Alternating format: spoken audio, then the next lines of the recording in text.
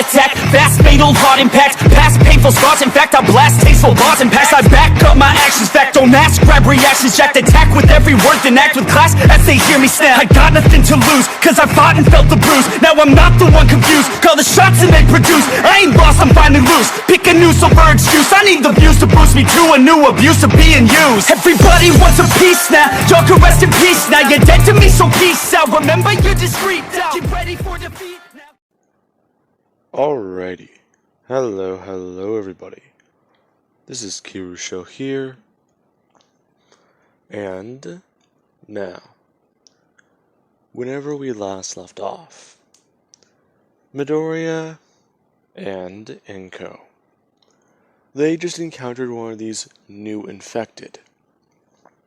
And they've discovered that these little rumors that people have been spreading around town, and at least probably around the country, are true. Now, let us begin with a couple months later. Today it is raining, and it is not good.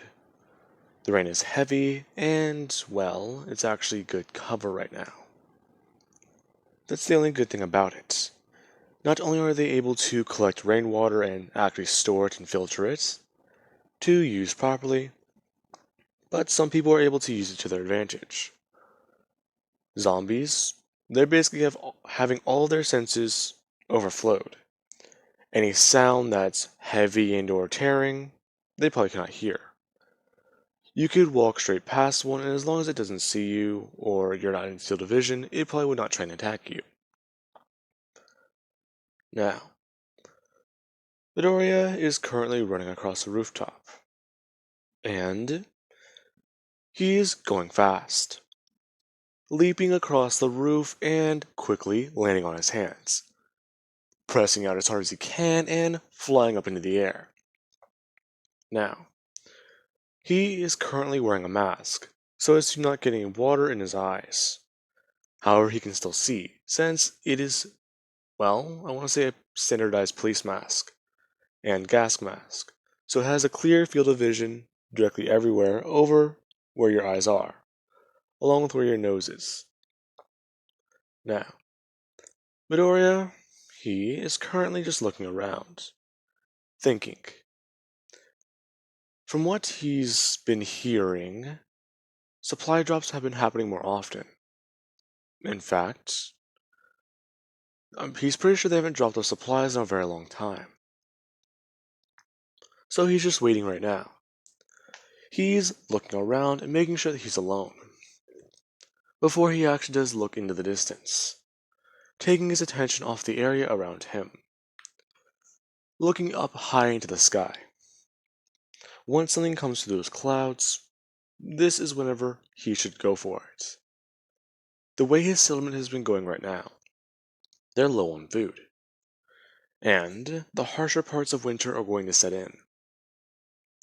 He needs to make sure that they can survive. So if he can find anything, that would be perfect right now. Now, Midoriya is thinking that you also do have someone who's along for the ride.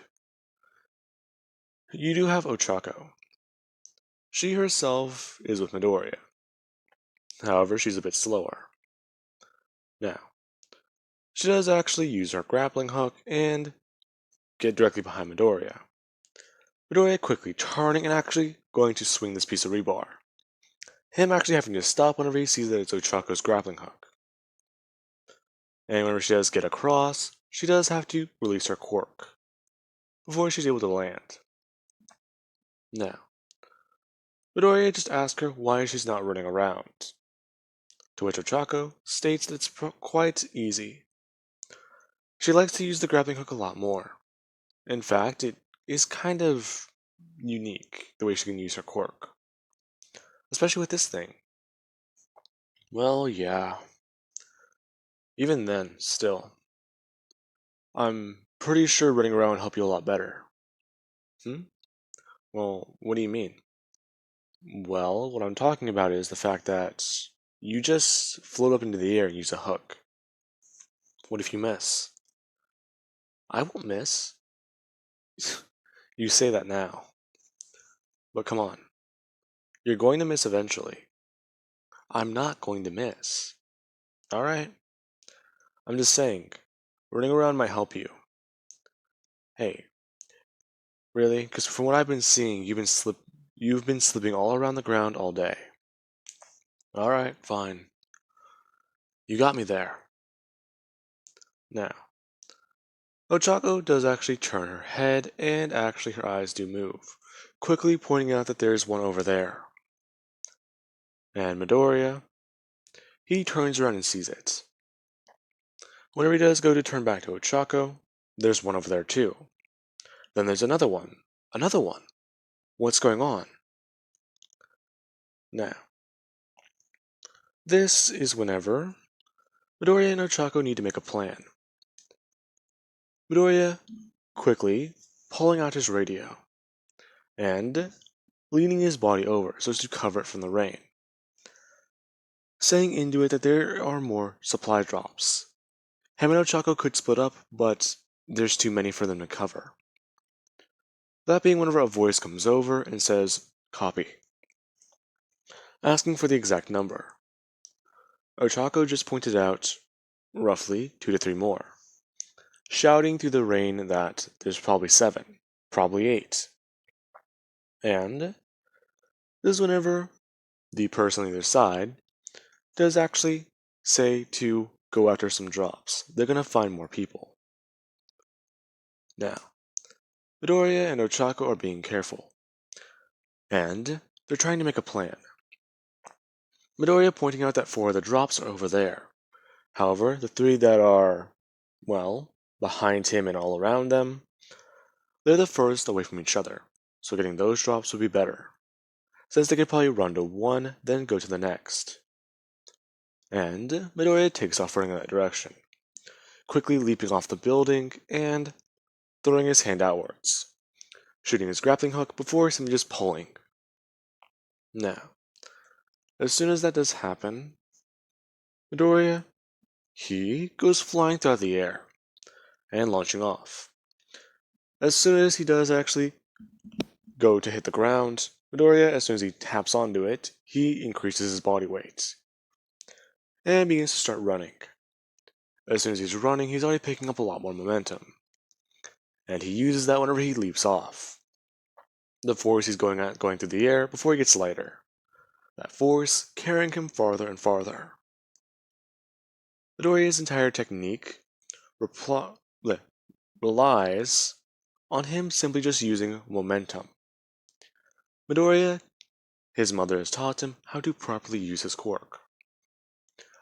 He can train it and do all those other things with it. However, rapidly jumping back and forth between body weights and basically using momentum to your ability is the best way to use it. Midoriya, at this point, needs to learn new things about his quirk. That's really it. Now, with that being said, Midoriya, him and Ochako are going that way. Now, while that's going on, you have Inko and Hisashi back at base with a lot of the other people. Inko is going to go out there. They simply thought that there would be only 1 or 2 drops. However, Midoriya and Ochako, they have basically just confirmed Inko's theory. The organization has once told everyone over the radios that they have to restrict certain drops now. And that the way it's currently going on their side for the rest of the world, Japan may be beyond saving. However, with recent studies and development in technologies, they believe that a cure might be possible. Antizine. It is not a cure. It is a solid method of keeping the infection at bay and prolong your, well, basic death. However, there is the simple fact that antizine is a key component. or at least might help. Now, with that being said, it's weird. However, there is now. New information says that they can unrestrict supply drops for minutes. They are able to send stuff in to at least try and help any survivors. Now, with that being said, they were able to actually send in anything they could. Food, medicine, weapons, you name it. Along with that, they do want to try and send in some more useful technologies and/or possible supplies. Gas, vehicles, anything really. However, they do not believe that their, research data allows them to try and do that. If they are able to authorize certain tests and actually get things they need to, basically finalized and paperwork done, they will be able to actually start sending in vehicles. As of right now, though, they do not have the authority. Now, with that being said, Midoriya and Ochako, they actually do pick a direction. There are currently 4 supply drops closer to each other in that direction. They can hit all 4 and simply just head to the 3 around, in the further direction behind them. So, Ochako, she actually does run off in that direction, telling Midoriya to simply just try and catch her if he can. And this is whenever he actually began to run behind her and follow her. As soon as she actually jumped off the building, she made herself lightweight, and using the grappling hook, she simply just shot it outwards and pulled in that direction. Midoriya following behind her. However, whenever he actually did do the same thing, he directly passed her. As soon as he did, he simply just spun around. And look at Ochako, bringing his thumb up to his nose and wiggling his fingers, before spinning back around and trying to fire off the hook again. Now, with that being said, they try and race to the supply drop. However, Midoriya wins. His quirk isn't exactly zero gravity. He's able to simply use momentum for speed. Ochako cannot do that. She either begins to float upwards in the air, or she turns off her quirk. She just simply gains all that momentum back all at once. So you can see her problem. Now, with that being said, they do actually get to the first supply drop. And after opening it and seeing what's inside, there are huge and bulky cases of food. Now, Midoriya and her are trying to talk, surprised to see this much stuff. Now, they actually do think that this will keep them around, or at least alive, for a couple weeks. And they do begin to grab the cases. Now, Midoriya, he actually just get up, and using his left hand, he pulls the piece of rebar out from behind his pack, simply just looking around him, and swinging it as hard as he can at a zombie, smashing its head in, and simply beginning to try and defend the area. Some of the zombies, they took notice to the sound that they probably heard, the supply drop hitting the ground, along with the orange flares. So, Midoriya begins to try and defend Ochako, as she's trying to grab all his food and simply just put it into their bags. Now, after Ochako does fill one, Midoriya, he grabs it and throws down his other bag. He simply just throws it around his shoulder and begins to simply just swing at more zombies. Ochako does actually fill up her bag, or the one Midoriya just set down. As soon as it does happen, she does actually just throw that one over her shoulder, and tap on herself. As soon as she does that, she begins to float upwards into the air. And Midoriya, seeing that, he does actually just turn around and go to reach for his grappling hook. As soon as he does, he fires it off at a building and begins to move in that direction. As soon as he goes up into the air, this is whenever there is a zombie, or at least a bomber, I believe they're called, or a bloater, on top of the building. And Midoriya does actually see it. Whenever he does see it, he just simply increases his body weight, slowing him down a bit before he just throws out his piece of rebar. As soon as he does, the thing blows up. Now, as soon as that does happen, Midoriya, he's in a bit of a pickle. Whenever the thing blew up, it actually disconnected his grappling hook, and or at least damaged it. Now, Midoriya begins to actually fall back towards the ground, decreasing his body weight over and over and over again, and trying to figure it out. Trying to spin around and actually hit the ground. As soon as he does, he just gets back up and looks around. There are zombies running towards him. Midoriya just turning and bolting. Now, as soon as he does that, he just takes off running, halving his body weight over and over again, allowing him to actually jump over the zombies and get airborne. As soon as he's able to get airborne, he actually does grab onto a building and begin to just climb up it. As soon as he does that, he's just looking around. He doesn't see Ochako. Where did she go? Now, this is whenever she does actually try and point out to him, telling him on the comms to look to his right on the other building. Him turning his head and seeing her, waving her hand.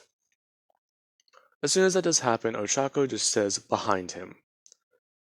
Midoriya, confused, turning around and simply being hit in the face. This broke the plate directly in front of his mouth, and on his nose. Midoriya confused as whenever he does look up, there is a man with a gun. The man is holding an AR-15, and telling Midoriya to hand over everything he has. Now, Midoriya is confused, and the man realizes that this is just a kid. What the hell? What are you doing out here? What? Who are you? Who I am doesn't matter. Now hand over everything you have. Huh? Listen to me, asshole. I said, give me everything you have. My people are already getting the other drops, so I don't think I need to worry about getting that one. You have it, right? What? I think I fucking hit you too hard. Listen, kid. Give me your bag, and we don't have to run into a different situation here. Now, the man suddenly just begins to try and grab Midoriya's bag, and tries to wrestle him for it. As soon as that does happen, you have Ochako, who she comes running in. She used her grappling hook and decreased her body weight. Not decreased, made her body zero gravity, so she weighed nothing. As soon as she began to fly in and actually build up speed, she simply threw her feet out in front of her, and she released her quirk. All of her momentum coming straight and solidly. Now, she's able to actually kick the man directly in his arm and in his body. Now, you can do the math on that if you want to, but I'm not gonna. Anyways, she hit him with quite a lot of force, and the man actually gets sent flying. This being where he actually does go off of the roof. And Ochako, she's quite horrified at what she just saw. Midoriya actually just picking up the gun and telling Ochako that they can't worry about that now. They need to head to the other supplies. Now, Midoriya actually just trained radio in, trying to talk to his mother. As soon as she does actually hear the situation, Midoriya encountered somebody who tried to rob him with a gun, and Ochako took care of it. This is whenever Inko, she sends out people. She goes out and heads in Midoriya's direction, and a small force do head with her. Now, this is whenever Midoriya and Ochako, they're simply just standing there on a rooftop, directly overlooking the second supply drop, watching as there's quite a lot of men standing around, looking through and actually just getting certain things. Midoriya, he's looking in, and after taking off his broken mask, he can hardly see anything through the rain. The only thing he's able to tell is that whatever is in that box, they really want. So, it's either food or possibly even ammo. Judging at one of the boxes, one of the guys just tossed another one. Now, this is whenever Inko, she does actually come flying in. And she lands, seeing her son, and he does turn around. Her seeing that not only does he have wet hair, that his mask is broken. Asking exactly where did it go. And Midoriya does try and explain, along with asking why his grappling hook looks like that. Midoriya holding it up, and simply just saying, whenever he was trying to get away from some zombies, he encountered one of those things that explode. Now, with that being said, Inko tries to shake that off, and she looks and sees the situation. There are those guys. They simply take and take and take. And if Midoriya, what he said is true, the guy that tried to rob him was one of these guys. So, that's not good. And she does actually try and ask about that. Ask exactly what the man looked like. Midoriya and, well, Ochako can't really give a good explanation.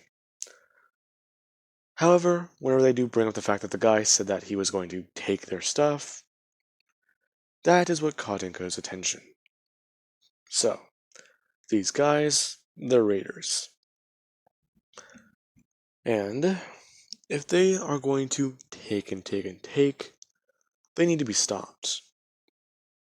So, what they're going to do is make a bit of a plan.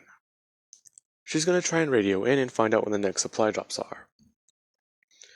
If her and her people are able to camp out, and it sounds dangerous, but if they're able to camp out and wait for them, whenever a supply drop falls in and gets into a certain place, they can set a trap for them, and simply just open fire on all these men.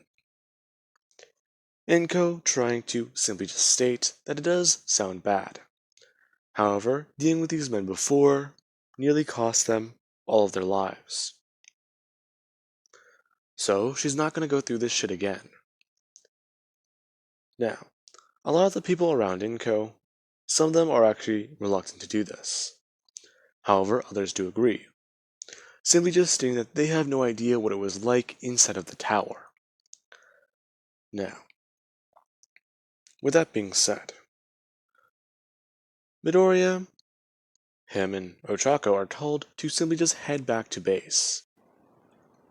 Now, Midoriya, he simply just asks his mother one question. Are those men down there going to hurt everyone? Now, this, Inko doesn't know how to respond to. She says that there is a chance, and if they do intend to hurt anyone, she is going to stop that from ever happening. And Midoriya, yeah. He simply just says that he wants to help, to which Inko immediately just says no. And Midoriya, he just tells his mother that that is not happening. He's seen what they have done. He watched one home burn. He will not watch another. Now, with that being said, Midoriya, he does actually just throw this gun over his shoulder. And he does actually look at Ochako, saying that they should really get back, to which Inko tells him to hang on. She simply just hands him her bat, saying to leave the gun here. Midoriya, reluctantly, he doesn't want to agree. But that bat would be better than a loud AR. So he takes it, and leaves her the weapon. Them heading back with food in hand. And everyone actually somewhat excited to see them all. And you do have Hasashi, who is trying to understand what's going on. From what he's been hearing over some radios, apparently there's something going on with raiders, is what Inko said. And Midoriya does try and explain it. A man tried to rob him and tried to shoot him. However, it did not happen. Now, with that being said, you also do have Ochako. She's still trying to process it. She's not sure if the man was either killed, died upon impact, or simply just fell onto the ground to get eaten by zombies. Either way, she feels like it's her fault. She feels like a murderer. And she does actually talk with her dad about that. And learning what happened out there, he tries to reassure her that if the man did try and hurt them, they had every right to defend themselves. So, it does not matter. That if you do have to kill someone who's trying to harm you, then it's perfectly reasonable. Feeling guilty means that you feel remorse. It means that you're still human. Telling her that it's all going to be okay. And that if the man did have a quirk, then he's probably still alive. However, he's probably just very pissed off. And Ochako, she does actually somewhat hope that the man is still alive. Even though if he might be angry. Now, with that being said, I do believe that that will be a good point to lead this off of. And I'm going to take a minute.